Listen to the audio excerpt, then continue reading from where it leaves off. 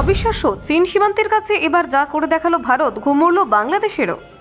হাইওয়েতে গর্জন দাফালের, অসমের সড়কে একই হচ্ছে মোরানের আকাশে শক্তির প্রদর্শন। আসামে ইতিহাস গড়ল ভারতীয় বায়ুসেনা। NH-127-এ নামল সুখোই Su-30 MKI এবং হ্যাল তেজস। চমকে গেল গোটা উত্তর পূর্ব। সড়ক থেকে সরাসরি উড়ান, যুদ্ধ প্রস্তুতিতে নতুন দৃষ্টান্ত ভারতের। অসমে ইমার্জেন্সি ল্যান্ডিং ফেসিলিটি, উত্তর পূর্ব প্রতিরক্ষা অবকাঠামোর নতুন অধ্যায় শুরু।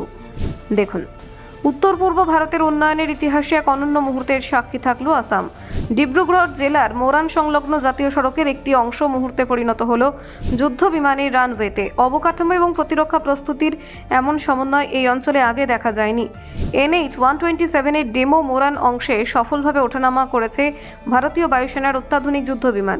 আকাশে গর্জন তুলে অবতরণ করে সুখোই Su-30 MKI, ডাসেউল্ট রাফাল এবং হ্যালের তেজস। এই প্রদর্শন উত্তর পূর্ব ভারতের সামরিক সক্ষমতার স্পষ্ট বার্তা বহন করে। শুধু ফাইটার জেট নয়, ভারী পরিবহন বিমান Lockheed Martin C-130J super Hercules এবং ট্রায়াল রানে অংশ নেয়।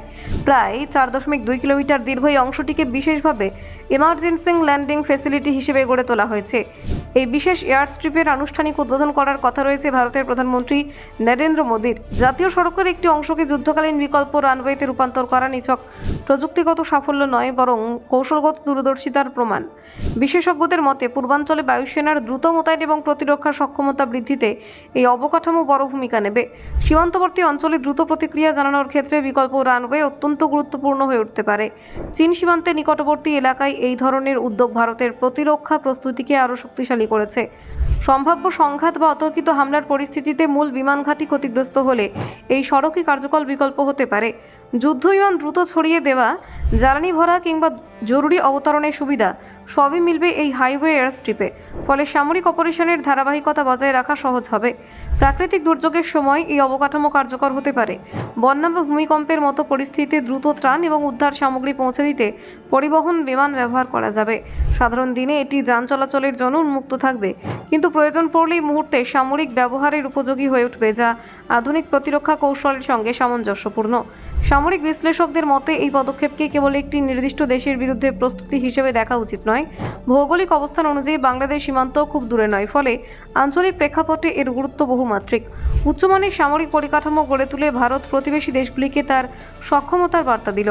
বর্তমান ভূরাজনৈতিক পরিস্থিতি এমন প্রদর্শন কূটনৈতিকভাবে যথেষ্ট তাৎপর্যপূর্ণ। উত্তর পূর্ব ভারতীয় অবকাঠামো উন্নয়নের ধারায় এই প্রকল্প একটি বড় মাইলফলক। সড়ক এবং প্রতিরক্ষা ব্যবস্থার যুগপৎ ব্যবহার উন্নয়নে নতুন ধারণা তুলে ধরেছে। অসমের এই জাতীয় সড়ক এখন কেবল যোগাযোগের পথ নয়, কৌশলগত শক্তির প্রতীক। ব্যুরো রিপোর্ট, অজানার দেশে।